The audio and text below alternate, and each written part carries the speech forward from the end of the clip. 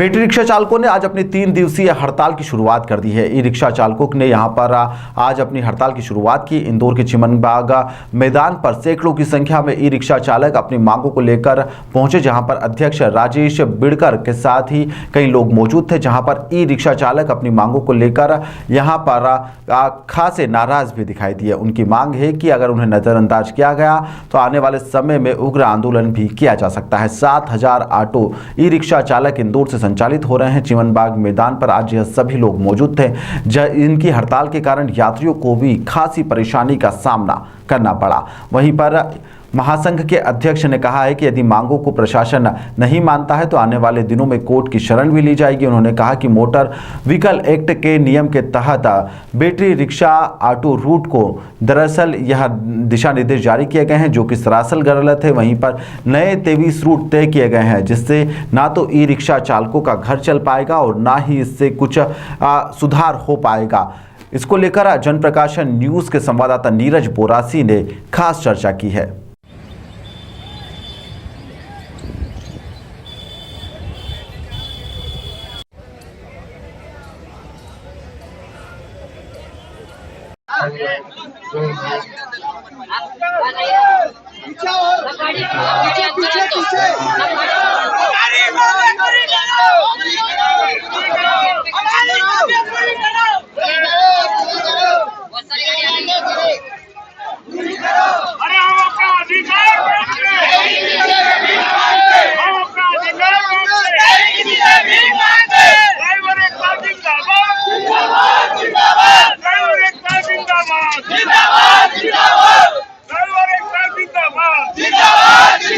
ने e rickshaw चालकों के नए 23 रूट को तय किया है, तो वहीं ई रिक्शा चालकों ने इसका विरोध करते हुए आज इंदौर के चिमनबाग स्थित मैदान में आज हड़ताल घोषित की है। देखिए आप किस तरह से यहाँ पर देख सकते हैं मेरे सामने किस तरीके से सारी ई रिक्शा यहाँ पर बंद है और हमारे साथ ऐसे ही कुछ ई रिक्शा चालक हैं जिन्होंने इस विरोध को लेकर अपना समर्थन दिया। आइए हम बात करते हैं, क्या कहेंगे भैया? हम तो ये चाहते हैं कि ई रिक्शा के जो रूट तय करे सरकार ने वो तय ना करे, जैसे पहले तरीके चल रही थी वैसे ही चले तो उसमें सबकी भलाई है, यही कहना चाहते हैं हम। तो ई रिक्शा चालकों द्वारा इस रूट को नहीं मानने को लेकर और भी कई तरह के विरोध सामने आ रहे हैं और हमारे साथ अभी मौजूद है राजेश बिड़कर जी जिन्होंने ई रिक्शा चालकों को लेकर बड़ी हड़ताल की है। आइए हम उनसे जानते हैं किस तरीके से यह हड़ताल है और कितने दिन की यह हड़ताल रहेगी। राजेश भैया, किस तरीके से हड़ताल है और कितने दिन की यह हड़ताल रहेगी और क्या मांगे हैं आप? देखिए, हड़ताल आज से शुरू हुई है, कब खत्म होगी जिला प्रशासन तय करेगा। अगर हमारी बात मान ली तो हम 1 घंटे के 1 मिनट में धरना स्थल छोड़ के चले जाएंगे, पर अगर हमारी बात नहीं मानेंगे तो ये हड़ताल कब तक जारी रहेगी ये डिपेंड करेगा जिला प्रशासन पे। 23 नए रूट को लेकर आपने विरोध प्रदर्शन किया है, क्या कहेंगे उसको लेकर? 23 रूट तय करने वाले कौन है? जो कार में चलते हैं, उनको व्यवहारिक ज्ञान नहीं है। उनको ये नहीं मालूम कि इस रोड पे कितने सवारियां मिलेगी। सबसे बड़ी बात है कि अगर आप 23 रूट पे 7000 गाड़ियां चलाओगे तो एक रूट पे 350 गाड़ियां आती है। ऐसी परिस्थिति हमारा धंधा करना मुश्किल हो जाएगा और धंधा मुश्किल होगा वहां तक तो ठीक है, साथ में हम सवारी को लेके आपस में लड़ेंगे। सबसे बड़ी दिक्कत हमारे सामने परेशानी आई है। अगर प्रशासन आपकी बात नहीं मानता है तो क्या कहेंगे आप? प्रशासन तो मान ही नहीं रहा है, जब यहाँ इकट्ठा होना पड़ा। 3 दौर की बातचीत में कोई हल निकला नहीं। हम चाह रहे थे कि हल निकले, हल क्यों नहीं निकला? आज बड़ी संख्या में बहनें ऑटो चला रही है, बड़ी संख्या में विकलांग भाई ऑटो चला रहे हैं। आप लोगों ने उनका ध्यान नहीं रखा। मैं सबसे ज्यादा विरोध करता हूँ इस बात का।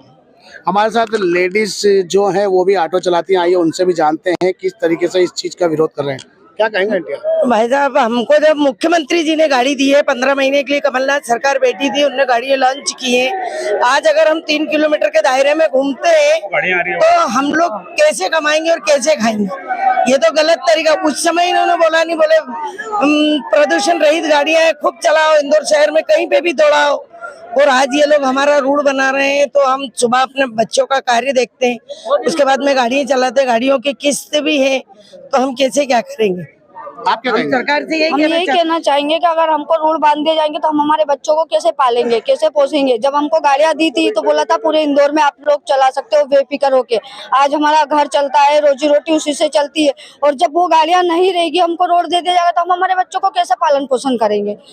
आगे क्या रूप रहेगी आपकी? हम तो जब तक हमारा फैसला नहीं आएगा और हमें जब तक सिटी परमिट नहीं मिलेगा, रोड तो हमें किसी कीमत में नहीं चाहिए, सिटी परमिट ही चाहिए। और जब ही हमारा घर चल सकता है, या हम किराए की किस्त की गाड़ी जो दे रहे हैं घर में, और वो भी सब हमारा जब ही होगा कि जब हमको सिटी परमिट मिलेगा। अगर रोड दे दिया जाएगा तो ना तो हम हमारे घर का किराया दे सकते हैं, ना हमारे बच्चों का पालन पोषण होगा, हमारी घर की रोजी रोटी नहीं चलेगी, उसी से चलती है। और जो पैसा हम लोग ने था हमारे पास, हमने किस हालत में गाड़ियां उठाई वो भी हमने वहाँ पे भर दिया, तो अब हमारा घर कैसे चलेगा? हम तो बर्बाद हो जाएंगे ना, रोड पे आ जाएंगे कटोरा लेकर, तो हमारे पास कुछ रास्ता ही नहीं बचेगा। तो या तो हम आत्महत्या कर लें, कोई चारा ही नहीं रहेगा ना हमारे पास। तो मेन मकसद ही यही हम लोग का कि हमको सिटी परमिट दिया जाए, और हाथ जोड़ के निवेदन है हमसे, मोदी जी से सबसे हाथ जोड़ के निवेदन है कि हमको सिटी परमिट दिया जाए, लेडीजों का पूरा पूरा ख्याल करा जाए। क्योंकि जब लेडीजों को रोड पे लाए थे उस टाइम ये नहीं कहा था कि आप गाड़ी सिर्फ रोड दिया जाएगा, आपको बोला था पूरी इंदौर में आप बेफिक्र अपने पैरों पे खड़े हो। हम जब कोई इंसान, बहुत सी लेडीज है कि जो बर्तन मांजने जाती थी, घर का काम करने जाती थी, उन लोगों ने बस एक ही बात सोची थी कि आप ये काम छोड़ दो, अपने पैरों पे अपने पैर मजबूत करो, अपने बच्चों को। आज सब आत्मनिर्भर बन गए, आपने हमको रोड पे ला दिया, कटोरा लेके पकड़ा दिया, तो हम कैसे अपना घर चलाएंगे ये बताइए ना। सबसे कुछ लोगों के यहाँ पे वैसे है कि मेरे मिस्टर है जो काम नहीं कर सकते, अधिकतर घर ही रहते हैं, आज उनकी दवाई गोली इस गाड़ी पे, पूरा घर चलाना है। जब यही नहीं रहेगा तो हम कैसे चलाएंगे? हमको तो भीख मांगना पड़ेगा ना, कुछ रास्ता ही नहीं बचेगा। सरकार को सोचना चाहिए ना रोड पे लाने से पहले कि आप लोग कैसे का फैसला ले लिया इतनी आसानी से। कम ये तो सोचना चाहिए कि लेडीज के लिए तो सोचना था, बिल्कुल बिना सोचे समझे फैसला कर लिया अचानक। आप क्या कहेंगे भाई साहब? मैं हेमंत वर्मा, ई रिक्शा से। हमारे माननीय मुख्यमंत्री जी, प्रधानमंत्री जी मोदी जी ने हमको जिस तरह गाड़ी लॉन्च करी है कि आप इंदौर शहर के अंदर बेरोजगारी, हर शहर में बेरोजगारी है, तो हम लोग गाड़ी चला रहे हैं। और ऐसा है कि जिस तरह कहा गया है कि सीएनजी को पूरा सिटी परमिट दिया जाए और ई रिक्शा को परमिट नहीं मिल रहा है, तो देखिए विकल्प ये है कि जो सीएनजी गाड़ी है वो भी 3 पहिया वाहन है, ई रिक्शा भी हमारा 3 पहिया वाहन है। माननीय मोदी जी से हमारा निवेदन है कि वो भी 3 पहिया वाहन है, हम लोगों से ऐसी त्रुटियां क्यों की जा रही है? हम भी जो कुछ कमाते हैं, अपना घर परिवार चला रहे हैं, हमारे महोदय जी प्रधानमंत्री मुख्यमंत्री जी ने गाड़ी लॉन्च करी है, और इस बीच में त्रुटियां क्यों हो रही है? हमसे पक्ष विपक्ष वाला काम क्यों हो रहा है? और ये कहा जा रहा है कि जिस तरह हमारा ई रिक्शा के द्वारा इसके माध्यम से जो भी ट्रैफिक जाम हो रहा है, तो मोदी जी हमारा कहना तो ये है कि जो बसें हैं वो बसों की 50 सीट की जगह 100 सीटों पे भरा जा रहा है, खड़े होकर हमारे सामने कई बार। तो हम लोग तो जितना सीट है, हम ऐसा थोड़ी है कि भेड़ बकरी की तरह हम लोगों को भरते हैं। भाई जितना लोग समझदार हैं, जितना सीट होता है उतनी सीटों पे बैठा जाता है। कितनी सीटों पे बिठाने का प्रावधान निकाला गया था सवारी? देखिए हमारा ऐसा है कि 2 तरफ सीट होता है। जिस तरह हम ज्यादा से ज्यादा 4 सवारी, 5 सवारी, एक बच्चा होता है तो 5 सवारी बिठा लेते हैं, और हम पे त्रुटियां रची जा रही है कि ज्यादा से ज्यादा लोगों को बिठाते हैं। तो समझदार हैं लोग, इस तरह कोई दब के जाना पसंद थोड़ी करेगा। तो ये जो जिला प्रशासन ने जो रूट तय किए हैं उसका क्या आप विरोध करते हैं या क्या करेंगे? देखिए हम इस चीज का विरोध करते हैं। हम वही चीज रिपीट करना चाहता हूँ कि जिस तरह ई रिक्शा है वो भी 3 पहिया वाहन है, और सीएनजी गाड़ी है वो भी 3 पहिया वाहन है। तो माननीय मोदी जी, प्रधानमंत्री जी महोदय जी, मुख्यमंत्री महोदय जी, आप गाड़ी लॉन्च करी है कि आप इंदौर शहर के अंदर बेरोजगारी, हर शहर में बेरोजगारी है, तो हम लोग गाड़ी चला रहे हैं। और ऐसा है कि जिस तरह कहा गया है कि सीएनजी को पूरा सिटी परमिट दिया जाए और ई रिक्शा को परमिट नहीं मिल रहा है, तो देखिए विकल्प ये है कि जो सीएनजी गाड़ी है वो भी 3 पहिया वाहन है, ई रिक्शा भी हमारा 3 पहिया वाहन है।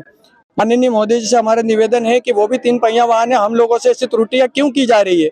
हम भी जो कुछ कमाते हैं, अपना घर परिवार चला रहे हैं, हमारे महोदय जी प्रधानमंत्री मुख्यमंत्री जी ने गाड़ी लॉन्च करी है, और इस बीच में त्रुटियां क्यों हो रही है? हमसे पक्ष विपक्ष वाला काम क्यों हो रहा है? और ये कहा जा रहा है कि जिस तरह हमारा ई रिक्शा के द्वारा इसके माध्यम से जो भी ट्रैफिक जाम हो रहा है, तो मोदी जी हमारा कहना तो ये है कि जो बसें हैं वो बसों की 50 सीट की जगह 100 सीटों पे भरा जा रहा है, खड़े होकर हमारे सामने कई बार। तो हम लोग तो जितना सीट है, हम ऐसा थोड़ी है कि भेड़ बकरी की तरह हम लोगों को भरते हैं। भाई जितना लोग समझदार हैं, जितना सीट होता है उतनी सीटों पे बैठा जाता है। कितनी सीटों पे बिठाने का प्रावधान निकाला गया था सवारी? देखिए हमारा ऐसा है कि 2 तरफ सीट होता है।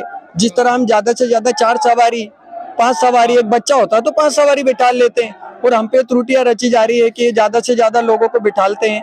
तो समझदार हैं लोग, इस तरह कोई दब के जाना पसंद थोड़ी करेगा। तो ये जो जिला प्रशासन ने जो रूट तय किए हैं उसका क्या आप विरोध करते हैं या क्या करेंगे? देखिए, हम इस चीज का विरोध करते हैं। हम वही चीज रिपीट करना चाहता हूँ कि जिस तरह ई रिक्शा है वो भी 3 पहिया वाहन है, और सीएनजी गाड़ी है वो भी 3 पहिया वाहन है। तो माननीय महोदय जी, प्रधानमंत्री जी महोदय जी, मुख्यमंत्री महोदय जी, आपसे हम लोगों का निवेदन है कि जो जिस तरह उन लोगों को रूट दिया गया है, हम लोगों को भी पूरे इंदौर शहर में चलने की परमिशन दी जाए। तो ये तो हमारे साथ ई रिक्शा चालक जिन्होंने अपनी मांगे रखी है, जिसका विरोध किया गया है। अब देखते हैं प्रशासन किस तरह से इनकी बात मानती है।